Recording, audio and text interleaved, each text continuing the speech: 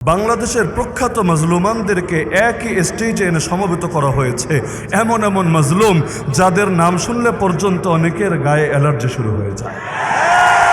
তো মাজলুমদেরকে ভালোবাসো ঈমানের অংশ। আল্লাহর কসম, আমরা আমাদের এই মুরব্বীদেরকে এজন্য ভালোবাসি না যে তাদের বাড়ি অমুক জায়গায়, তারা অমুকের পুত্র, তারা অমুক মাদ্রাসায় পড়েছে, অথবা তাদের দুনিয়ার ডিগ্রি এটা। আল্লাহর কসম, আমরা তাদেরকে ভালোবাসি এজন্য তারা আল্লাহর দ্বীনের জন্য কোরবানি দিয়েছে, তারা আল্লাহর দ্বীনের জন্য কারাবরণ করেছে। আর যারাই আল্লাহর দ্বীনের জন্য নিজেদের সর্বোচ্চটুকু কোরবানি দেয়, তাদেরকে নেতা মেনে নিতে, মাথার তাজ মেনে নিতে আমাদের মোটেও দিতে থাকে না। তো আজকে যেভাবে আপনারা এই নোয়াখালী জেলার সর্বস্তরের মানুষেরা এই মাজলুম ওলামায়ে কেরামের মাহাব্বতে এখানে সকলে এসে সমবেত হয়েছেন, আমি এখান থেকে ক্ষুদ্র ক্ষুদ্র কয়েকটা বার্তা রাখবো সকলের উদ্দেশ্যে। এক নম্বর বার্তা হলো, যেমনিভাবে মাজলুম ব্যক্তিদেরকে ভালোবাসি আল্লাহকে ভালোবাসার কারণে, আল্লাহর দ্বীনকে ভালোবাসার কারণে, একইভাবে ইসলামের প্রতিটা মাজলুম বিধানকেও ভালোবাসবো আল্লাহকে ভালোবাসার কারণে। যাদের নাম নিলেও অনেকের শরীরে আগুন জ্বলে, তাদের নামগুলো আমরা এখন সাহসিকতার সঙ্গে উচ্চকিত করছি, কোনো বাতিলের ভয় না করে, কোনো বাতিলের কেয়ার না করে। তাহলে যেই বিধান, ফরজ বিধানগুলোকে সমাজের মধ্যে মানুষ মাজলুম বানিয়ে রেখেছে, আর বিগত ফ্যাসিস্টরা কোরআনের যে শব্দগুলোকে নিষিদ্ধ করে রেখেছে, যেমন জিহাদের মতো ফরজ বিধান, কিন্তু এটাকে এমনভাবে নিষিদ্ধ করে রেখেছে যে জিহাদ শব্দ উচ্চারণ করলেও মানুষ তেলে বেগুনে জ্বলে ওঠে। জিহাদ কোরআনের শব্দ ছিল, কিন্তু এই জিহাদ শব্দকে সন্ত্রাস আর জঙ্গিবাদ আর টেররিজমের সমর্থক বানিয়ে ছেড়েছে। আলহামদুলিল্লাহ, আজকে দিলটা জড়িয়ে গিয়েছে যখন দেখেছি হাজার হাজার মানুষ একসাথে সাবিলুনা সাবিলুনা আল জিহাদের স্লোগান উচ্চারিত করেছে। আল্লাহর দ্বীনের কোনো বিধানের কথা বলতে আমরা ভয় পাবো না। নামাজের কথা বলতে যেমন বাতিলের ভয় পাই না, রোজার কথা বলতে যেমন বাতিলের ভয় পাই না, হজের কথা বলতে যেমন বাতিলের ভয় পাই না, তো জিহাদও কোনো মোল্লা মুন্সির আবিষ্কার করা না, জিহাদও কোরআনের শব্দ, জিহাদ আল্লাহর নবীজির শিক্ষা। সুতরাং জিহাদকে ভালোবাসাই ঈমান, জিহাদের প্রতি বিদ্বেষ পোষণ করাই হলো মুনাফিকি। সুতরাং যেমনিভাবে মাজলুম আলেমদেরকে ভালোবাসি, ইসলামের মাজলুম এই ফরজ বিধানকেও দিল দিয়ে, মন দিয়ে, প্রাণ দিয়ে ভালোবাসি। শুধু তাই না, আজকের এই মাহফিলের মধ্যে কালেমার পতাকা দেখা যাচ্ছে ব্যাপকভাবে। আলহামদুলিল্লাহ, যেই কালেমার পতাকাকেও এক শ্রেণী উদ্দেশ্য প্রণোদিতভাবে দূরভিসন্ধি করে জঙ্গিবাদের পতাকা বলে ট্যাগ লাগিয়ে দিয়েছে। এই অহংকারী স্বৈরাচারী খুনি হাসিনাকে ধ্বংস করার জন্য স্কুল থেকে, কলেজ থেকে, মাদ্রাসার থেকে, সব জায়গার থেকে যাকে যাকে আবাবিল পাখি পাঠিয়ে ধ্বংস করেছে। পালাবার সময় পায় নাই, খাওয়ার সময় পায় নাই, রান্না বান্না করে রেডি করছে খাবে, কিন্তু সেনাবাহিনী বলে দিল 45 মিনিটের মধ্যে যেখানে পালাও পালাও, সে 45 মিনিটের মধ্যে সেরে চলে গেছে। জাল হক وزهق الباطل إن الباطل كان زهوقا। فرعون آئے، हामन आए, जालिम जाबिर सुल्तान आए, कितने कितने शैतान आए, सबको हुई रसवाई हासिल। जाअल हक वज़हक़ अल बातिल इन्नल बातिल कान ज़हूक़ा। हसीना आए, नानुक आए, कौवा कादिर।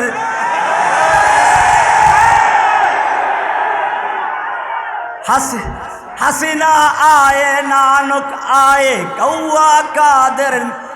आनिस आए, कामल आए, नौफल आए, कितने कितने शैतान आए, सबको हुई रसवाई हासिल। जाअल हक़ वज़हक़ल बातिल इन्नल बातिल कान ज़हूक़ा। वल अव्वल वल आखिर वल ज़ाहिर वल बातिन। अल्लाह प्रथम, अल्लाह शेष। वलिल्लाहुम्मा मालिकल मुल्क तुतिल मुल्क मान तशा व तुइज्जु मान तशा व तुजिल्लु मान तशा बियदिकल खैर। अरे अल्लाह सब, तबारकाल्लाजी बियदिल मुल्क व हुवा अला कुल्ली शाइइन कदीर। अरे যেই রব সব পারে, সমস্ত ক্ষমতার মালিক যিনি, আমরা তার ক্ষমতায় বিশ্বাস করি। আওয়ামী লীগের কিংবা বিএনপির কিংবা ডক্টর ইউনূস সাহেবের ক্ষমতায়, আমেরিকা কিংবা ব্রিটেনের ক্ষমতায়, ভারতের ক্ষমতায় আমরা বিশ্বাস করি না। আমরা কার ক্ষমতায় বিশ্বাস করি? আরে আল্লাহর ক্ষমতায় বিশ্বাস করা ব্যক্তিদেরকে ভয় দেখায় লাভ নাই। আল্লাহ কসম, আল্লাহর কসম, আল্লাহর এই জমিনে শাহাদাতের নজরানা পেশ করার জন্য হামেশাই আমরা প্রস্তুত, কিন্তু কোনো দলকেই ইসলাম বিরোধী এজেন্ডা বাস্তবায়ন করবার জন্য দিব না। আমরা আপনাদের পাশে আছি ভারত বিরোধিতায়, মনে রাখবেন। আপনিও ঢাকা যাবেন, আমিও ঢাকা যাব, সমস্যা কি? একসাথে যাই, আপনি আরেক দলের হন, এতে সমস্যা নাই। আপনি ঢাকা যাবেন, আমি ঢাকা যাব, আপনি কুমিল্লা পর্যন্ত যাবেন, আচ্ছা আসেন কুমিল্লা পর্যন্ত, তো একটু শক্তিশালী হইলাম। এই রাজনীতি আমরা বুঝি, আসি, কিন্তু ভারতের বন্ধু হওয়ার চেষ্টা করবেন, আপনার সাথে আমরা নাই। মনে রাখবেন, ভারতের সাথে পিরিত দেখায় ক্ষমতায় আসার চেষ্টা করবেন। হ্যাঁ হ্যাঁ, এই জাতি যেমনি মাথায় তুলতে পারে, আসারও দিতে পারে। হুট করে আসার খেয়ে পড়ে যাবেন, হাইরে কি হইল, জনপ্রিয়তার বেলুন হুট করে দেখবেন ফুটা হয়ে গেছে। সাবধান সাবধান, এ জাতি শত্রু মিত্র চিনো, শত্রু মিত্র চিনবার চেষ্টা করো। আমাদের বর্তমান পৃথিবীতে মুসলিমদের কিংবা এই ভারত উপমহাদেশের কিংবা বিশেষ করে বললে বাংলাদেশের সবচাইতে বড় শত্রু হিন্দুত্ববাদী সরকার। এটা ভালোভাবে মাথায় ঢুকাইতে হবে, আমাদেরকে ভালোভাবে ঢুকাতে হবে। হেফাজতে ইসলামের কেন্দ্রীয় নেতৃবৃন্দ, ওনাদের কাছে যদি আমার এই পয়গাম পৌঁছায়, বিনীতভাবে বলবো আমরা আপনাদেরকে ভালোবাসি আল্লাহর জন্য। আল্লাহ, আমরা আপনাদেরকে ভালোবাসি আল্লাহর জন্য, কিন্তু দিন ইমানের বিরুদ্ধে গিয়ে তথাকথিত গণতান্ত্রিক রাজনীতি করতে গিয়ে ইমান দিন এগুলোর সাথে আপোষ করবেন, আপোষকামী হবেন, আমরা আপনাদের পাশে নাই। তরুণ প্রজন্ম আপনাদের পাশে পাবেন না, লিখে রাখেন, পাবেন না। তরুণ প্রজন্ম আপনাদের পাশে আছে যতক্ষণ আপনারা জুলুমের বিরুদ্ধে, যতক্ষণ আপনারা ইসলাম প্রশ্নে ভারত আমেরিকার বিরুদ্ধে। আমি বিপ্লবী ছাত্র সমাজের উদ্দেশ্যে বলতে চাই, যারা এই আন্দোলনে আলহামদুলিল্লাহ বিরাট ভূমিকা রেখেছেন, আমি তোমাদেরকে ধন্যবাদ জানাচ্ছি। আমরা বিগত 15 বছর লড়াই করেছি, কিন্তু সেই লড়াইয়ে হয়তো বাহ্যিকভাবে আমরা বিজয়ী হতে পারিনি। সেই লড়াইয়ের সমাপনীতে এসে তোমরা এই লড়াই বিজয়ী হয়েছ। এই লড়াই তোমাদের একার লড়াই ছিল না। এই লড়াইয়ের পিছনে আল্লামা বাবুনগরীর স্যাক্রিফাইস রয়েছে। এই লড়াইয়ের পিছনে শেখুল ইসলাম আহমদ শফির স্যাক্রিফাইস রয়েছে। এই লড়াইয়ের পিছনে শাপলা চত্বরের শহীদদের স্যাক্রিফাইস রয়েছে। এই লড়াইয়ের পিছনে 21 সালে হেফাজত ইসলামের মুজাহিদদের স্যাক্রিফাইস রয়েছে। সুতরাং আমার ছাত্র ভাইয়েরা, তোমাদেরকে আমি বলতে চাই, আগামী দিনের বাংলাদেশ যে গড়ে তুলবা, সেই বাংলাদেশের রূপকল্পে আমরাও হাজির হতে চাই। আমরা ইসলামের এজেন্ডা জাকাতের নীতি প্রতিষ্ঠা করতে চাই। যেদিন জাকাতের নীতি প্রতিষ্ঠিত হবে, সেদিন এই দেশে আর কোনো গরিব থাকবে না। গ্রামীণ ব্যাংক দিয়ে এবং সুদভিত্তিক বিভিন্ন ব্যাংক ব্যবস্থা দিয়ে দারিদ্র্য বিমোচন হবে না, দারিদ্র্য বিমোচন হবে জাকাতের মাধ্যমে হবে। তোমরা কি চাও না আগামী দিনের বাংলাদেশ জাকাতের বাংলাদেশ? আমরা চাই প্রত্যেকটা সরকারি দপ্তরে সলাৎকে বাধ্য করা হোক। সলাৎ যখন বাধ্য হবে, কোনো অফিসে আদালতে আর কারাপশন থাকবে না, দুর্নীতি থাকবে না।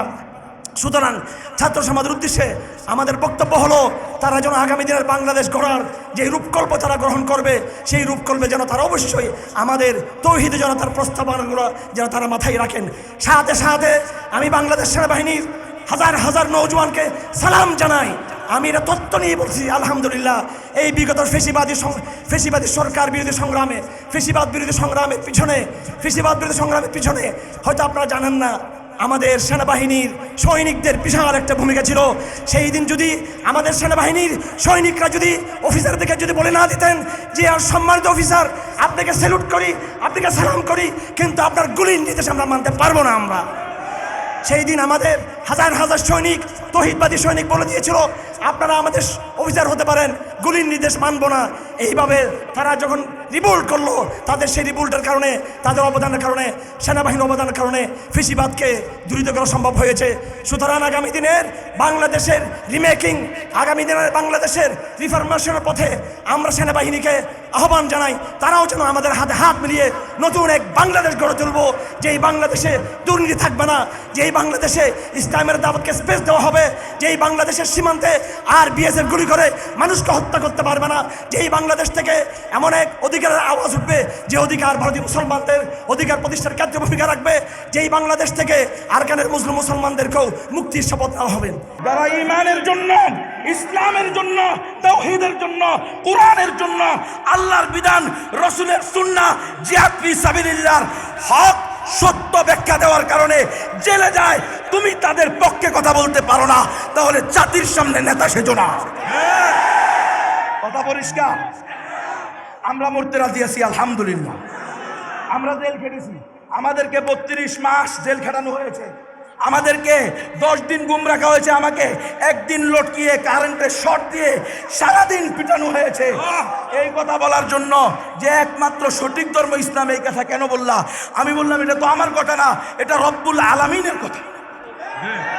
ইন্নাদ-দীনা ইনদাল্লাহিল ইসলাম। আমি রব্বুল আলামিনের প্রতিনিধি। ইন্নী জাইলুম ফিল আরদি খলিফা। আমি বনি আদম সন্তান। আমার দায়িত্ব উম্মতের সামনে দ্বীনের সঠিক কথা তুলে ধরা। ইসলাম একমাত্র সঠিক ধর্ম। মুসলমান ছাড়া আর কেউ জান্নাতে যাবে না, ইমানদার ছাড়া আর কেউ জান্নাতে যাবে না। তারা আমাকে বলে না, এই দেশ গণতন্ত্র দিয়ে চলে, আর গণতন্ত্র যেহেতু চলে তোমাকে বলতে হবে সকল ধর্ম সঠিক। বলবেন আপনারা কেউ? স্ত্রীতে যারা আছেন, সামনে যারা আছেন, সকল ধর্ম সঠিক বলবেন? পশ্চিম কালেও সম্ভব না। যে বলবে সে বেঈমান। আমি বললাম তাহলে ক্রস ফায়ার দিয়ে দেন, আমাকে ছেড়ে দিয়েন না, ছেড়ে দিলে একই ওয়াজ হবে। আল্লাহ কয়জন? ধর্ম কয়টা? ইসলাম একমাত্র সঠিক ধর্ম। মুসলমান ছাড়া আর কেউ জান্নাতে যাবে না। কোন তন্ত্র মন্ত্র মতবাদ আর আদর্শ দিয়ে মুসলিম উম্মার অধিকার প্রতিষ্ঠিত হবে না, বিজয় প্রতিষ্ঠিত হবে না, একমাত্র ইসলাম ছাড়া। সুতরাং আমাকে ইসলামের জন্য আমাদের কাজ করতে হবে। পুরা মুসলিম উম্মাকে তাওহীদের কথা ব্যঙ্গে ব্যঙ্গে বলতে হবে, আকীদা পরিষ্কার করতে হবে।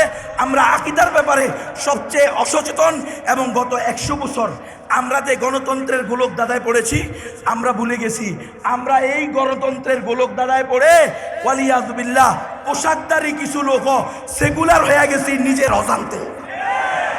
দেখেন না আপনারা, খেলাফতের মতো ফরজ বিধানকে অস্বীকার করা শুরু করছে।